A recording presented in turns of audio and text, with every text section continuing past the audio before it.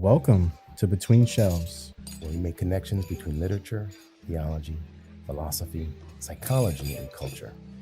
Join us as we explore the interconnectedness of race, spirituality, psychology, and metamodernism. Each episode invites you into a thought-provoking journey, unpacking how these elements shape our understanding of the world and ourselves. My name is Aaron Waldron. We're a religiously traumatized Theopoet and a shaman in journey. Our work focuses on creating community and between spaces for religiously traumatized millennials, navigating life beyond colonized religion. And my name is Rafael Reyes. My work is on the importance of imagination and theopoetics in philosophy and religious pluralism. We invite you to Between Shelves to learn, listen, and become. All right, welcome back to the next iteration of the dialogue. Unfortunately, this part of the dialogue, Raphael was unable to be a part of due to personal reasons, but he will definitely try to be with us on the next part. So it'll just be me and our guest today, Dr. Tracy C. West. And it's huge because today we're talking about the intersectionality of metamodernism and gender violence. Now, Dr. West comes with a significant background in her work with gender violence. And so this is why her voice and her experiences and her work are valid in terms of talking about different ways of looking at gender as well as feminism, right? And these ideas of identity, especially during these times. So we will give it over to Dr. West. Please start with, maybe a little bit about your work and your passions into this, and how is it so relative? Yes. Well, thank you. I'm delighted to be here with you and to have a chance to talk with you and think together, because that's what is most important, is that we in some ways engage one another, listen to one another, learn from one another, and hopefully transform our world, which is always a joint project. So I spend my time mainly teaching, writing, research, activism. I teach Christian social ethics and African American studies. I am especially interested in the ways in which our communal public lives can be places where harm and violence and violation and harassment are given permission, rooted on our cultural relationships in church life, in our work lives,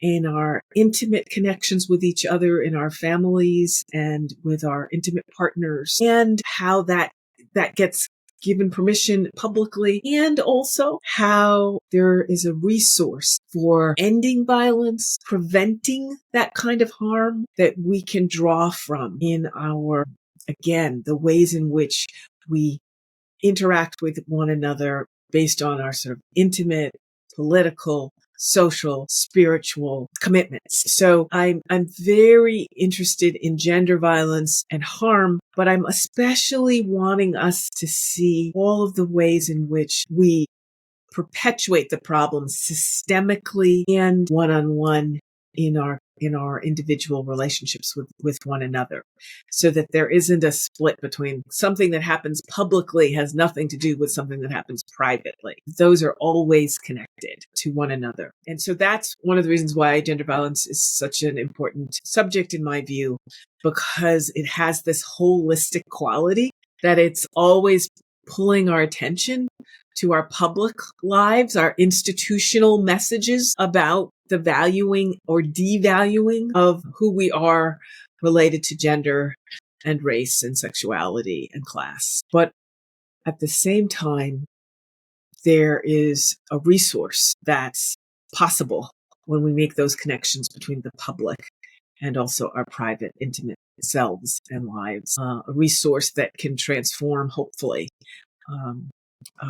the ways in which we give that permission for so much harm and violation, and ways to demean and to not deny equal dignity and human worth. So that's one of the things why it's my passion, because those are connected, the intimate and the private and the public, the systemic right? The systemic, institutional life, political, and social kind of messages about what is gender are directly connected to the very, very most vulnerable parts of who we are and our neediness spiritually and emotionally, and the ways in which we identify who we are, how we self-identify our genderedness, or in my case, I would say blackness, our race, but I would say in my case, blackness is all of those things come from my own sort of experiential journey. So that's just one example of that connection that both draws attention to this tidal wave of harm,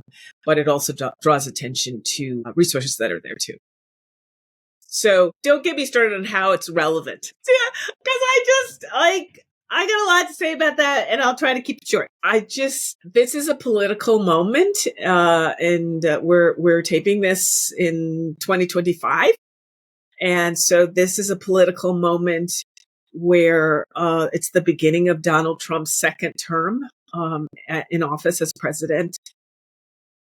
And in a matter of just a couple of months, just a few months, our government has shifted to a deeply fascist, totalitarian state related to media, related to education, related to the rule of law, just sort of every level you can think of if you were thinking about fascism. And in addition to that, has sent forth a tidal wave of destruction, human cost from refugee camps all over the world, where people are no longer receiving just a little bit of rice or medical care, right? So just intense human destruction in addition to political destruction in Ukraine, in Gaza, right? I'm not so interested in Trump as an individual as how is there so much mass support, which there is, particularly among Christians, for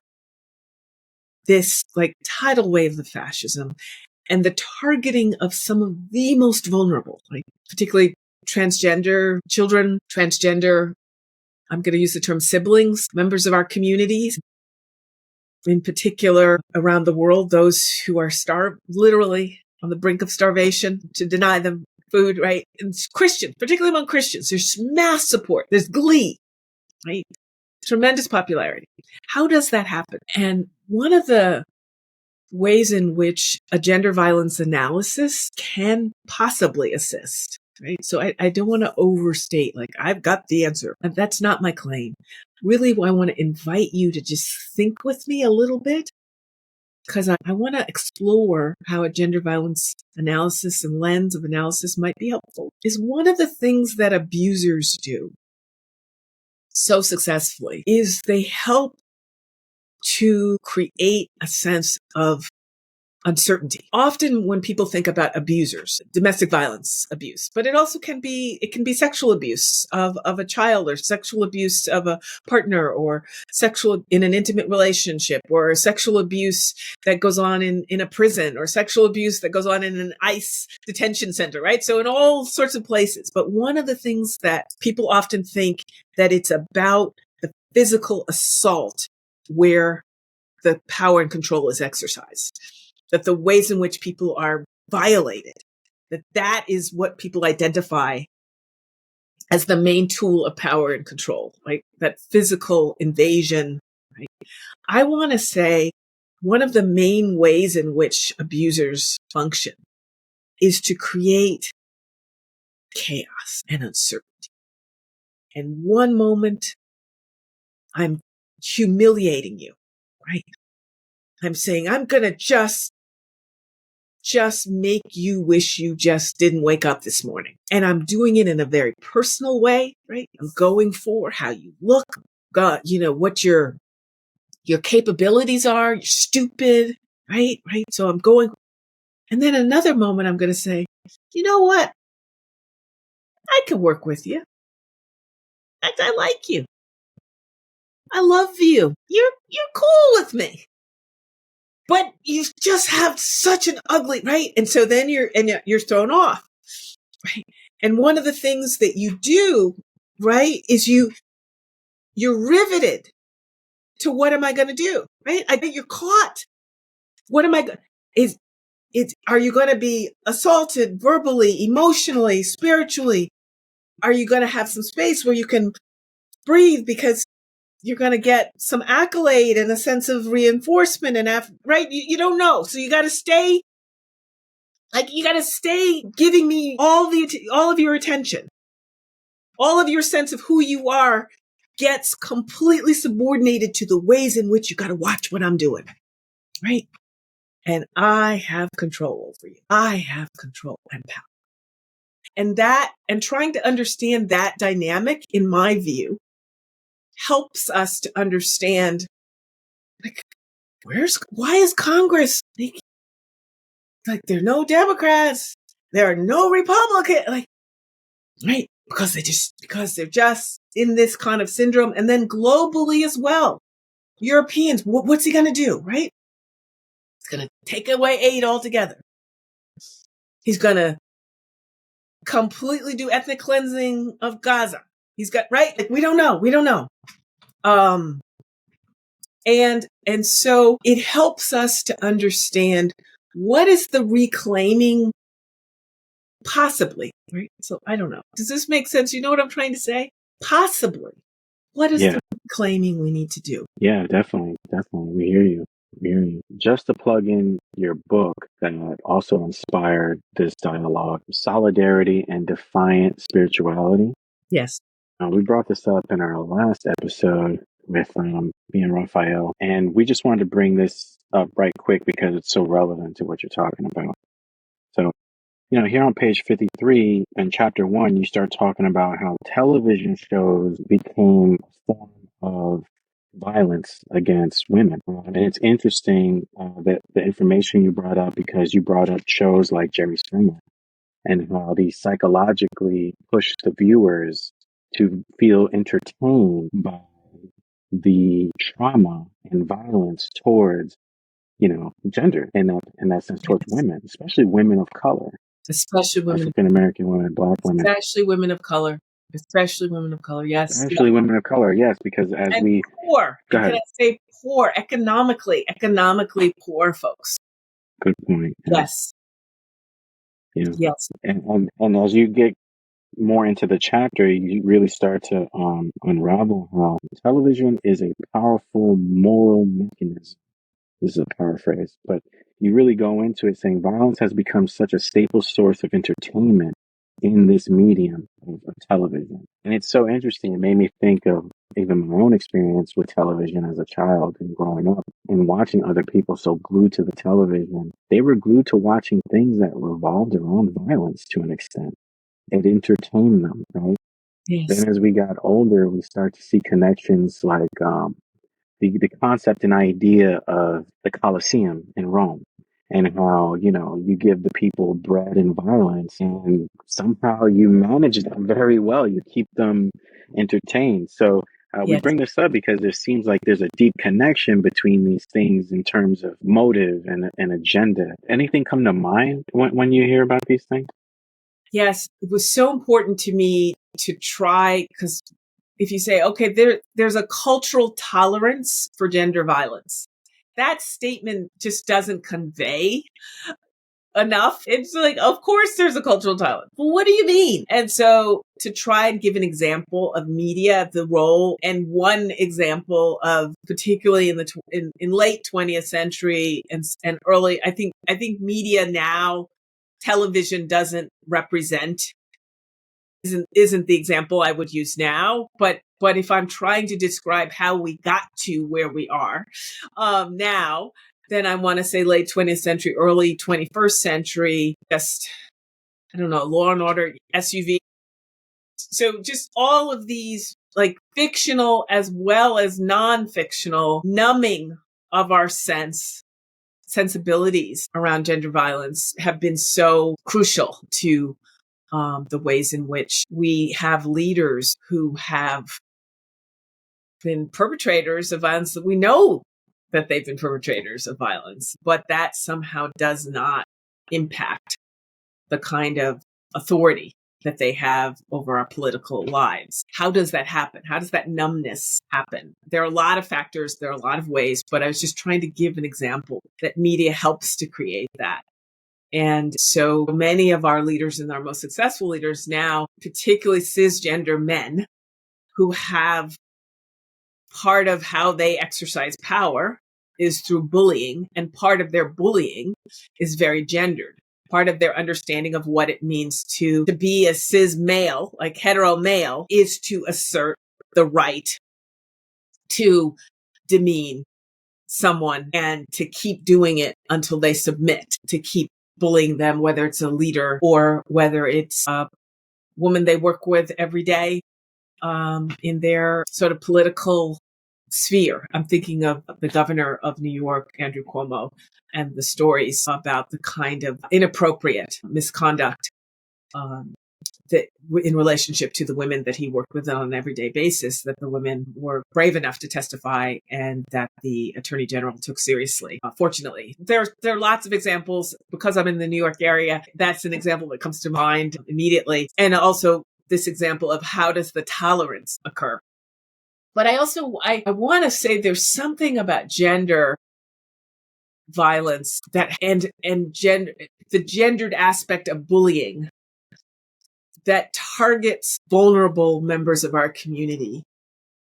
And right now, in particular, people who identify as non-binary and people who identify as transgender, particularly vulnerable are trans women of color, brown and black trans women. Now, not exclusively, right? So I don't want to say that white trans women are not targeted, because that would not be true. But for some of the most heinous murders and rape and beatings, the stats tend to be much higher for brown and black trans women. And so I just want to say that it helps us again to think about a gender violence lens, because part of the goal of bullying trans folks is to say you may not choose how you understand your gendered identity. That is not a choice you are allowed. It is the ultimate exercise in saying this is the one definition of gender. If you are going to be a woman, you're going to act like this. You're going to look like this. You're going to be desirable in this way. You know, it's a reinforcing of the most extreme kind of controlling behavior. I'm wanting to say that again, a gender violence analysis helps us to see that freedom, fluidity, a kind of holistic, integrated sense of one's agency and ability to be affirmed in your spiritual, physical, sexual, gendered, racialized self, that is an act of defiance of gender control. So I want us to link the heterosexual domestic violence, intimate behavior is directly related to the bullying and the targeting of trans members of our communities, because it's about controlling and having a sense that there's only one definition of what it means to be woman, to be man. And somebody else gets to control and tell you what that is. And if you don't fit, there will be consequences for you. If you don't submit to that control. In both instances, like, right, a heterosexual husband says, you don't have my dinner on, when I'm ready for it, when I get home. Or you're just an ugly, right? You look ugly. That's not what and I come home, I don't want to look at that, right? Humiliates you based on, right, this kind of gendered controlling way of doing harm is linked to the targeting of trans folks and members of our communities and non-binary folks who say, I don't fit and I don't want to fit into that narrow definition. And broader society, in this case, highest political, right? The highest political arms of power are literally saying the consequences will be quite dire for you and your freedoms here in the U.S. So also wanting us to see the relevance of this moment and the sense of control that has its same roots often in Christian understandings, often in Christian, because we're Christian dominated. U.S. is a Christian dominated society. Christian interpretations of scripture, and so often interpret Christianity as a place not of freedom, not of affirmation of our bodies, our embodied self, and our spirituality linked to our embodied self, but just the opposite, a place of restrictive, condemning, narrow consequences for those who claim a sense of freedom, and also a sense of being reflected in who God is. To say no, not God created me. That's who God is.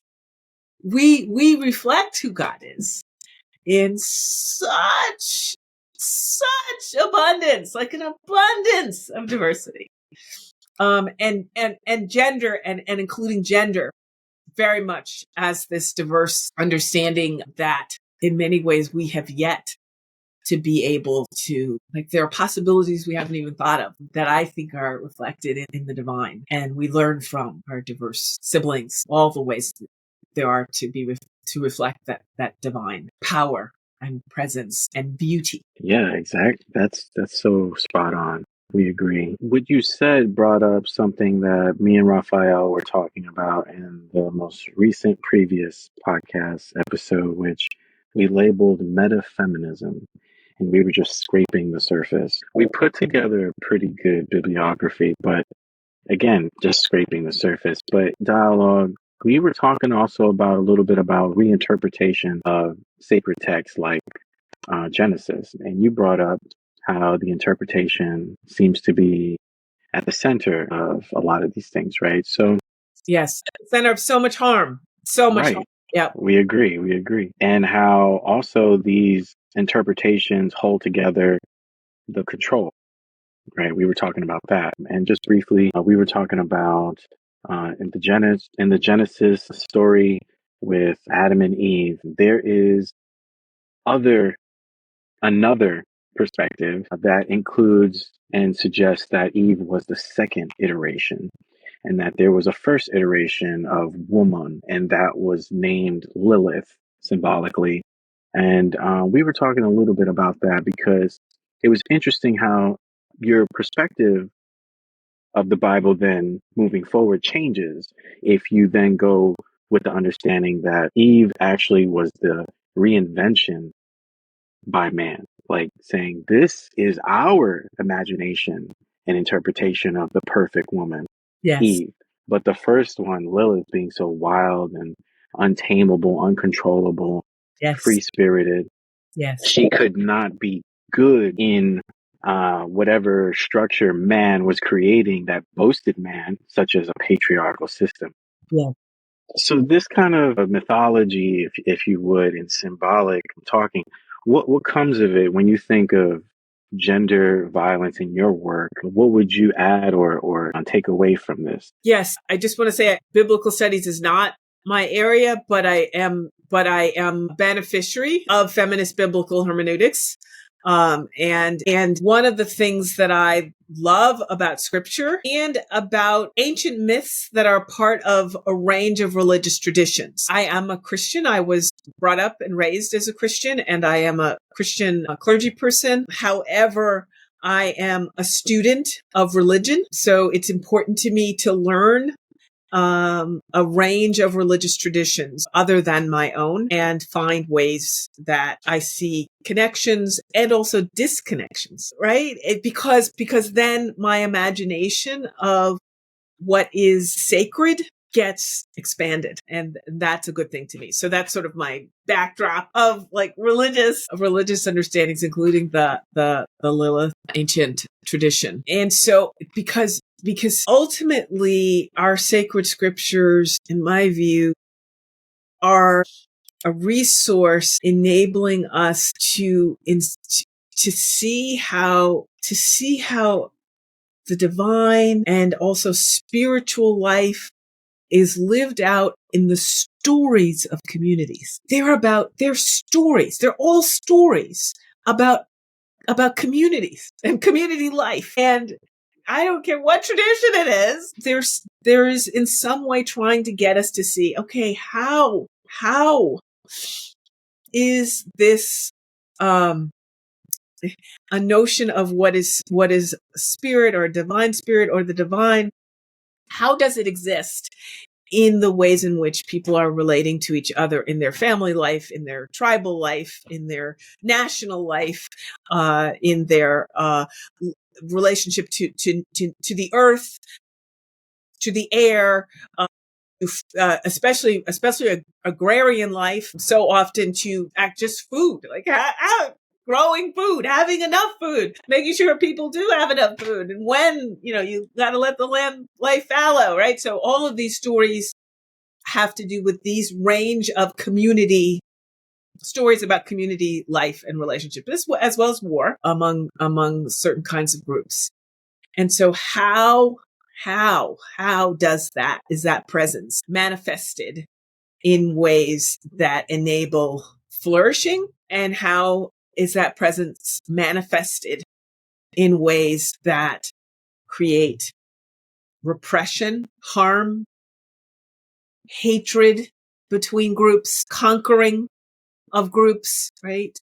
And in particular, given my interest in gender violence, what are the gendered messages? And most of our religious traditions are deeply heteropatriarchal. And so how do we receive those traditions in ways that we are able to, we have some tools to critique them and critique those limitations, because the storytellers were human storytellers and reflecting their cultural biases. In all cases, we all reflect our cultural biases as we tell these stories. But the spirituality I think of that occurs and matters most, because I'm so interested in like the personal and the political, the private and the public. So I'm interested in the text and the context. And so where does the spirit, the divine, an understanding of who we are and who God is, because my tradition has a deity. How does that happen in the dialogue as I encounter the text, as I ask questions about it, as I meditate, listen, right? A little silence. I know in U.S. culture, we're not too big on silence. Not too big on that. Gotta talk. Fill up the silences. Anyway, so I'm always wanting us to see in the tradition is deeply heteropatriarchal. That's indisputable in my view. But we engage it, and how do we engage it? And in that engagement, which hopefully is communal, hopefully to some extent it has a communal component. It's not just I have to learn from, I spend a lot of time around people who are writing and researching. So I need to read some of those folks, right? So when I say communal, I'm not the first person to think about how to critique this text. And that's one of the benefits, in my view, of feminist biblical hermeneutics, feminist theology, feminist ethics, womanist, mujerista work that centers some notion of gender in the kinds of critiques that they create within particularly Christian religious tradition, but other religious traditions, Muslim and Jewish religious traditions in particular, because those are siblings in the Abrahamic and in that kind of tradition. So yes,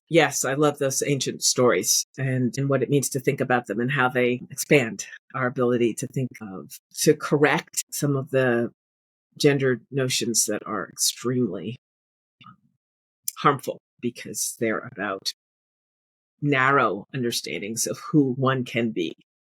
And notice I'm saying gendered, like who one can be in all of the ways in which we understand gender. So one of the things that has happened is in my own work, my earliest work, I wrote a book called Wounds of the Spirit, where I really focused on violence against Black women. And it was very important, Black US women, it was very important to me to tell the stories and listen to, because I did a series of interviews with US Black women and research of how issues of racism, sexuality, gender, and faith were integrated, thoroughly intersectional in the obstacles that Black women who had experienced gender violence, particularly sexual violence and domestic violence, experienced, and were also resources. But the obstacles, especially related to issues of shame and erasure. I was sort of like zeroing in on two main pieces. One, like racism, anti-Black racism is so much about shaming. It's so much about shaming. And Christian traditions around gender violence, particularly sexual violence, but gender violence, but domestic violence is so much about shame. What did you do wrong?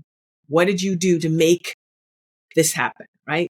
Blaming, shaming, blaming, and issues of class as well. I am very, very, very interested in understanding the ways in which very, very economically poor Black women, especially those who are dependent on public assistance, are shamed for needing public assistance, right? And so how that creates a sense, it is your fault to the person who's been victimized by violence.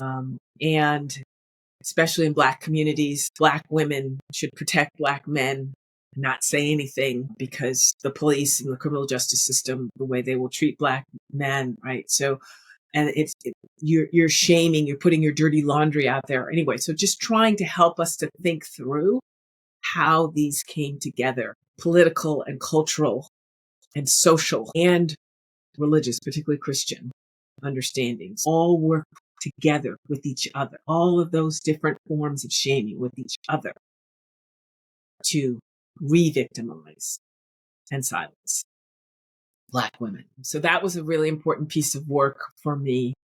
But I want to say my work, it's become more and more important to me to talk not just about violence experienced by Black women. That's been a very important piece, but also of my Black feminist Christian social ethics and work in African American studies, but also to get clearer about, really, I'm talking about gender.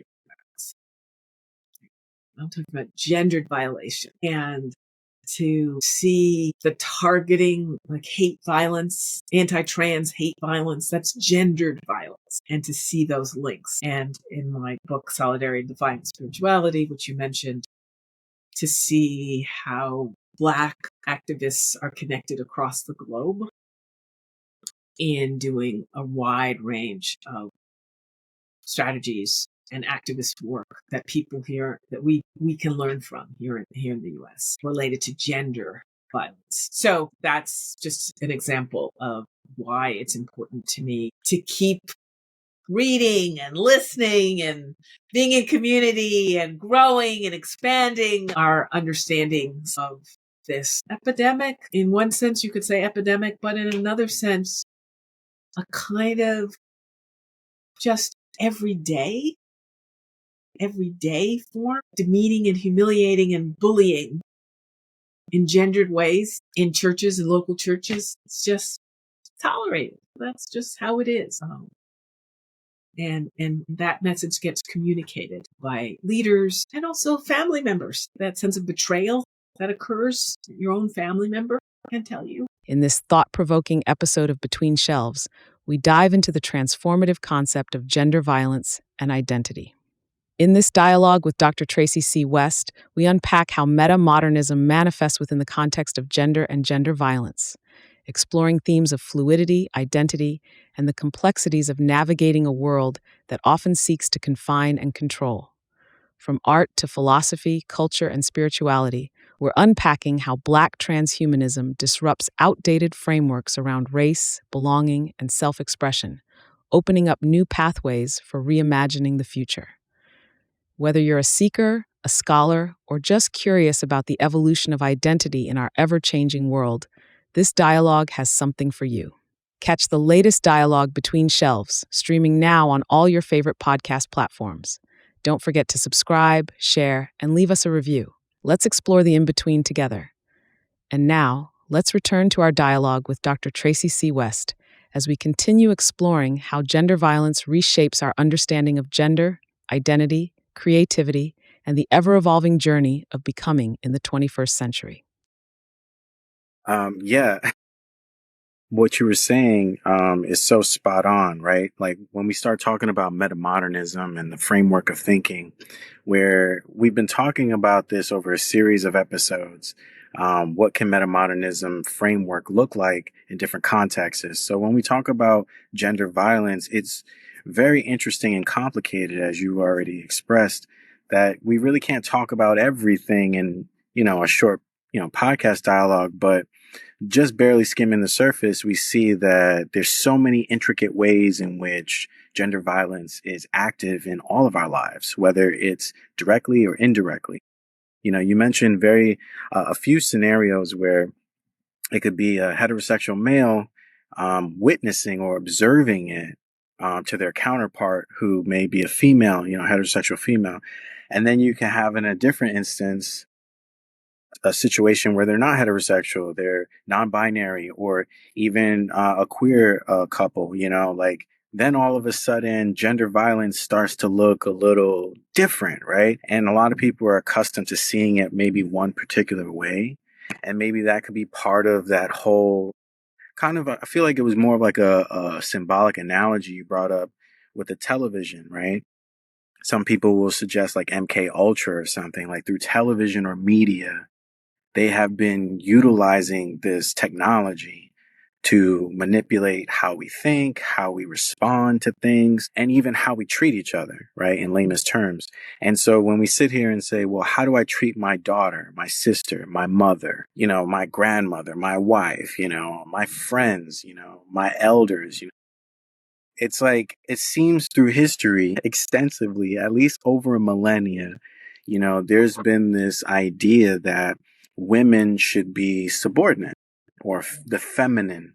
The energy of femininity should be second tier, it should listen, it should take orders, right? And we were mentioning this when we were saying how what happens if we reimagine Genesis and we start to see that Eve didn't mess up. But we're not experiencing what we're experiencing because Eve decided to do something God strictly said not to do. Like you said, when we sit here with spirit in present moment and try to reinterpret these things or read and understand these things, questions do rise.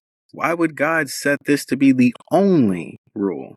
If God created everything and said, this is a garden I created for you, everything is yours except this tree I also created. It kind of seems like a traumatized, God, and again, these are like human qualities we're reflecting off of God, right? In these stories and saying, Yes. God Yes. has no trust, right? So God sets us up and says, I put this tree of knowledge here.